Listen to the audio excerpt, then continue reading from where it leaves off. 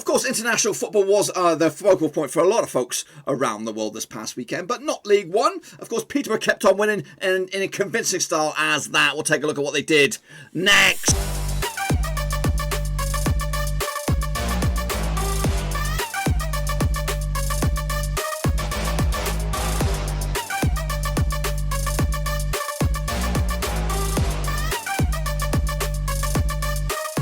Right, folks, back once again with another Poetry Show. Today we take a look at match number 39, I believe, over in League One. And we'll get to that in just 1 second. If you're new to the channel, stop what you're... I know I said stop what you're doing, swallow what you're doing, smash that subscribe, bang up to the little things, Blackburn Rovers related, League One related, whoa, football related here, under Roverseas. That's right, boys and girls, of course, yes, Peterborough were the stars of the show, of course, smashing... of course, Accrington Stanley, not 1-0, not 3-0, not even 5-0. We're talking 7 bloody nil. We'll look at that in a minute, of course. But, of course, what about Sunderland? Moved to within touching distance of the top 2. Let's get into it.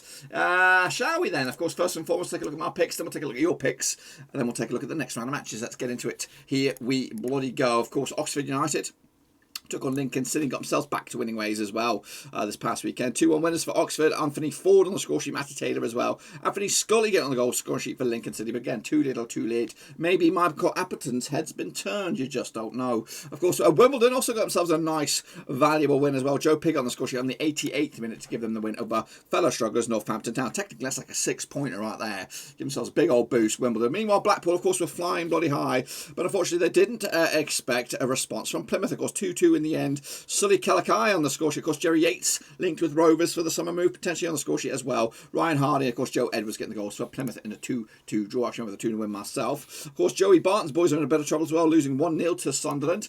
Aidan O'Brien on the score sheet. Of course, Sunderland actually with a 2-1 win myself. Not too shabby. Hull, though, had a bit of a nightmare themselves with a 1-1 draw against Gillingham. Tom Eaves against his old club.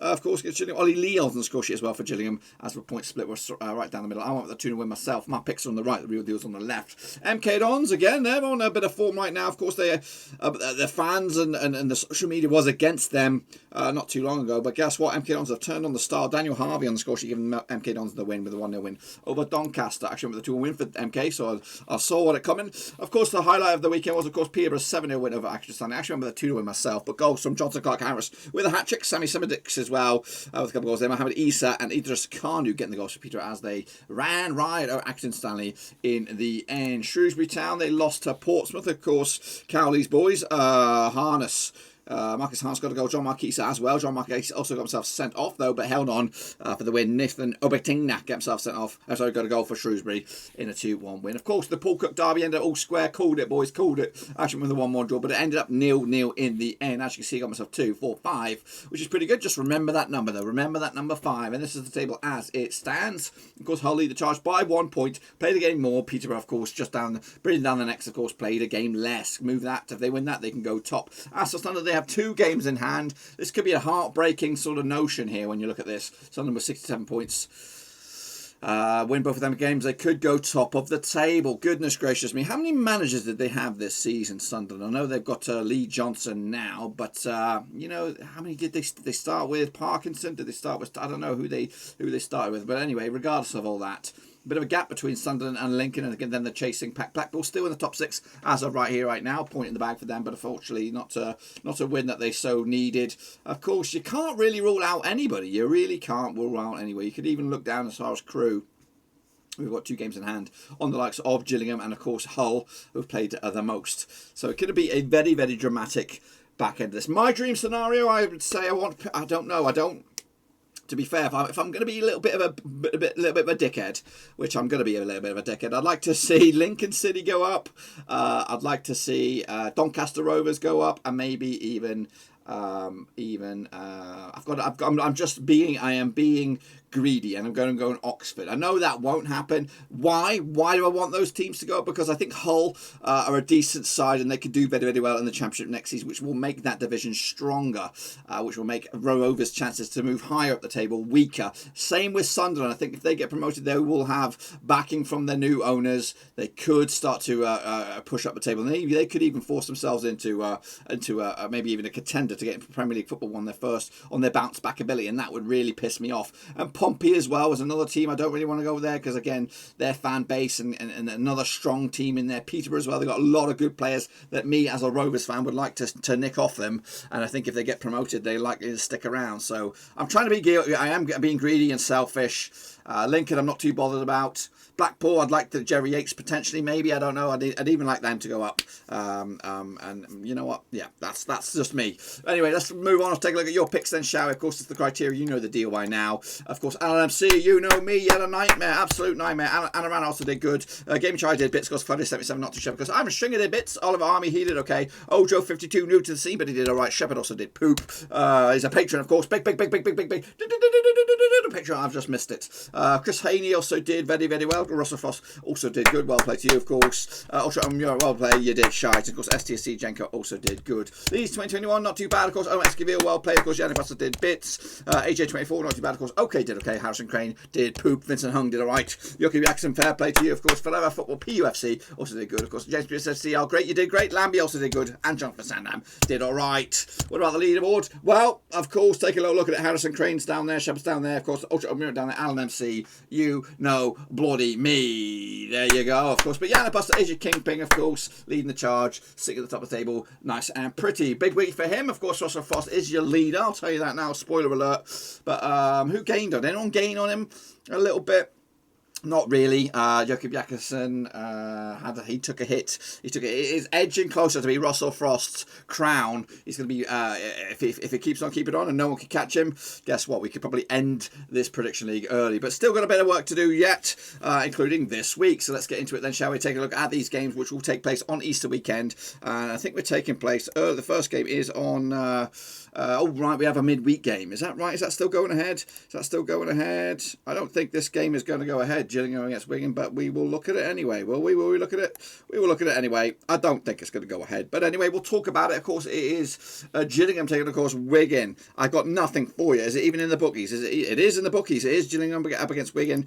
I've got nothing on you. I'm just going to wing this one. Gillingham have actually come into this on the back of a one defeat the past 6 games, sitting in 10th spot on the table at the moment. Of course, yeah, not too bad. Unbeaten the last 4. As for Wigan, they currently sit themselves in 22nd spot in the old relegation zone at the moment. But a win for them, they can move up as high as 19th. As for Gillingham in 10th, a win for them, they can move up to bloody 5th in the table. Well, that is goodness gracious. I mean, that's playoffs talks. Of course, the bookies odds on this one, 20 to 19 on, is your Gillingham. They are your favourites for this one. 12 to 5 is your draw. 14 to 5 is your long shots. That is Wigan. I've got that. I'm just winging it. I don't really know about the records against each other, but we're gonna take a pick at it. I've gone with a 2-1 for Wigan here, which realistically could put them into playoff contention out of nowhere.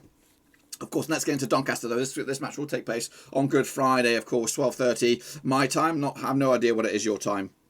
Played each other the last 6 2 for Doncaster, 3 for Charlton. 1 draw, of course, last round at Keepmoat was a 2-1 win for Charlton back in May 2019. It was a 2-1 win for Charlton. Goals from Lyle Taylor, Joe Adibo as well. Matty Blair getting the goal for Doncaster as they lost. Of course, Charlton are undefeated in the last 6 away matches. Of course, heading into this, Doncaster failing to win the last 5. Of course, they played each other this season also at the Valley. It was a 3-1 win for Doncaster back in September when they were kicking ass and taking names. As for Charlton, unbeaten the last 6, picking up 3 wins and 3 draws to boot. As for Doncaster, without a win in 5, picking up 3 defeats and 2 draws as well. Not a win in sight. As for the bookies odds, 11 to 8 for Doncaster, 11 to 5 is your 2-1 is your Charlton. Charlton currently find themselves in 9th. And for them, they can move up to 5th. As for Doncaster, they're actually into 7th at the moment, but for them, they can move up to 5th as well. It's jam-packed in there. I'm going to go with a 1-0 win for Charlton on this one to get themselves right back in the contention for, of course, playoffs themselves. Of course, Accrington Stanley need a response after their drubbing. They're going to be taking, of course, Burton, of course, this weekend. Played each other the last 6, 1 for Accrington, 3 for Burton, 2 draws. Last round in Accrington was a 2-0 win for Accrington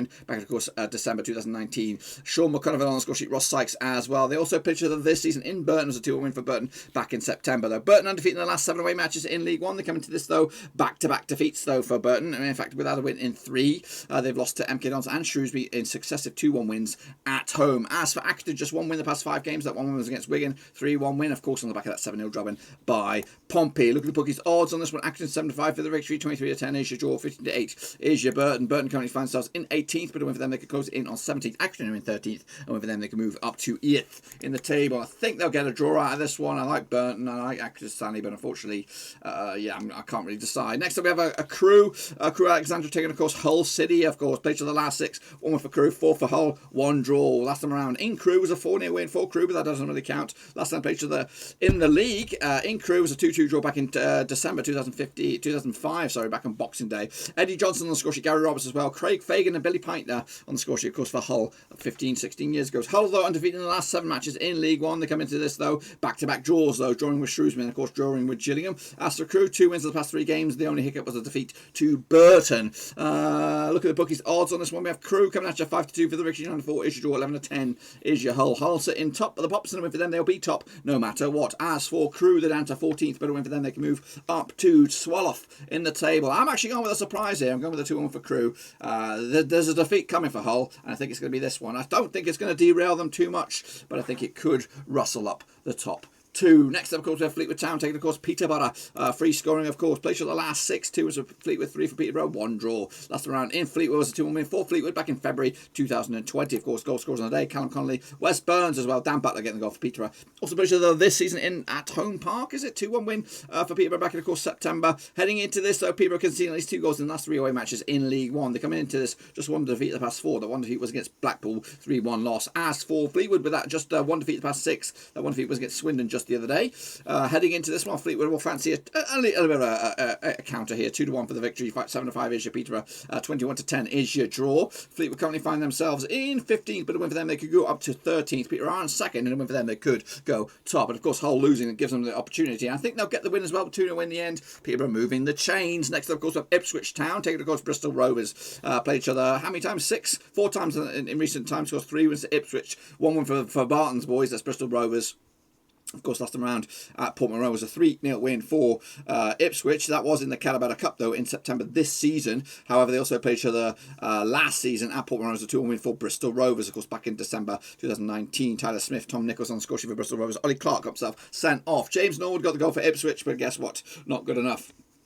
Also played each other this season down at Bristol. It was a 2-0 win for Ipswich as well.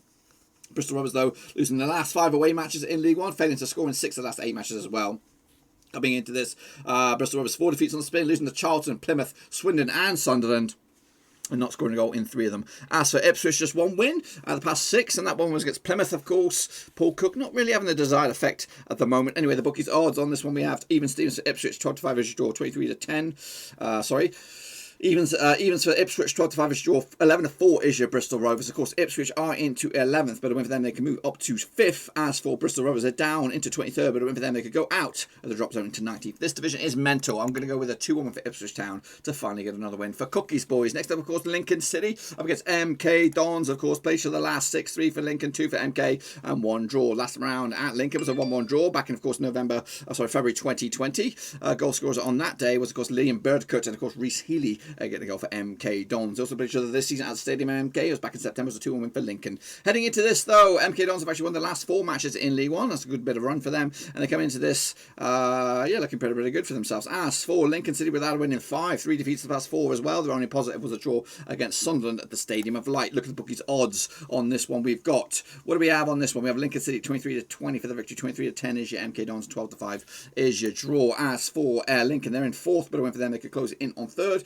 MK Dons are 12th, and a win for them, they could be in as high as 6th in the table. I've gone with MK Dons to make it 5 wins on the bloody spin. Next, of course, we have Northampton Town taking on, of course, Shrewsbury Town, I think. Last time around, of course, in fact, the last 6, 3 for Northampton, 1 for Shrewsbury, 2 draws last time around. In Northampton was a 1-1 draw back in March 2018. That was in League One. It was, of course, Shay Facey on the score sheet at John Nolan as well. John Joe O'Toole and Abu Ogogo got themselves sent off for the respective clubs. Heading into this, though, of course, Shrewsbury just 1 defeat the past 5. That 1 defeat was against Portsmouth, 2-1 loss on the weekend. Meanwhile, just 1 win of the past 5 for Northampton. That was against Oxford a couple of games back. Look at the bookies' odds on this one. We have Northampton coming at you at, of course, where are you, Northampton?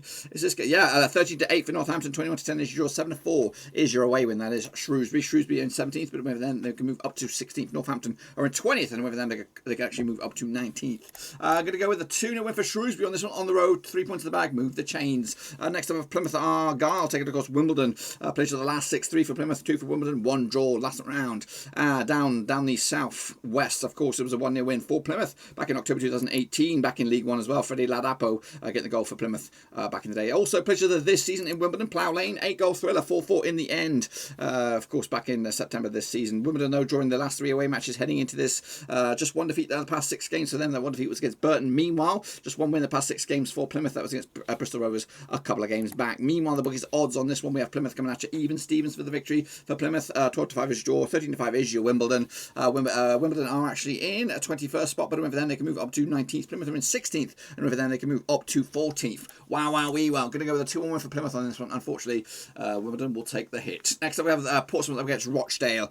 Portsmouth competing at the top, Rochdale down the bottom, of course. Played to the last 6, 5 for Pompey, 1 draw, nothing for Rochdale. Last time around at Fratton Park was back in February 2020. 3-0 win for Portsmouth on this one. Of course, Ryan Williams, Steve Seddon, and of course Christian Burgess as well. They also played this season in Scotland. It was back in September. It was a nil draw. Rochdale, though, failing to win 10 of the last 11 matches in League One. They're coming into this. Rochdale just 1 win in the past 6 games. That one was against Lincoln City. Of course, Portsmouth back-to-back wins, beating Ipswich, and of course beating Shrewsbury as well. Look at the bookies odds on this one. What do we have this one? Portsmouth 20-9 on Stone Cold favourites. 10-3 is your draw, and 30-2 is your bloody Rochdale. Of course, Rochdale are rooted to the foot of the table, but a win for them, they can move up to 22nd. As for Pompey, they're in 5th, and win for them, they can move up to 5th. They can just stay there. Going to go with a 2-0 win for Portsmouth, of course, at Fratton Park. No brainer. Next up, of course, Sunderland up against Oxford United. Played to the last 6-2 for Sunderland, nothing for Oxford. 4 draws last round at the Stadium Light. Was a draw, as a fact, 1-1 back in, of course, August 2019. Goal scorers on that day was, of course, Lyndon Gooch from the penalty spot. Tadic Fonsu Henry getting the goal for, of course, Oxford back in the day. They also played this season at the Kazan. Was a 2-0 win for Sunderland back in September, though. Sunderland keeping a clean sheet in 5 of the last 6 matches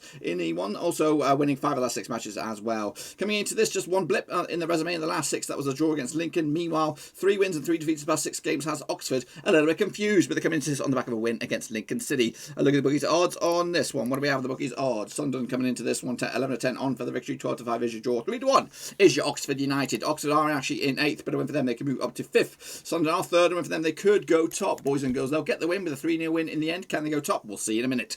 And of course, Swindon Town taking, of course, Plymouth. Blackpool in the this weekend is this Friday, of course. Played to the last 6, 1 win for Swindon, 2 for Blackpool, 3 draws. Last time around in Swindon was a 3-2 win for Swindon back in February 2016 in League One. Nick Jose with a hat-trick, Tom Aldred and Danny Philliskirk on the score sheet for Blackpool. Heading into this, though, of course, Blackpool winning their last 4 away matches, keeping a clean sheet in those last 4 away matches as well. They also played each other against Swindon this season back in September as a 2-0 win. Of course, Blackpool winning unbeaten in the last 6, of course, picking up 3 wins, 3 draws to boot. Of course, back-to-back wins for Swindon have them dreaming, and of course, back-to-back clean sheets to boot as well. Look at the bookies odds on this one. We have Swindon 5-2 for the victory, 11-10 is your Blackpool, 9-4 is the draw. Blackpool are actually in the playoffs, and a win for them, they can move up to 5th. As for Swindon, they're down into 19th, but a win for them, they can move closer to 18th. Blackpool will get this one with a 2-1 win in the end. And if I'm right, which I bloody well hope so, this is what the table will look like at the end of it. As you can see, Peterborough move up to top spot, hold down the 2nd, and then of course Sunderland breathing down the next. Lincoln City, of course, 8 points adrift now off 3rd place. Sunderland, it's Pompey, then it's Blackpool with the chasing pack not too far away. You can't rule out anybody.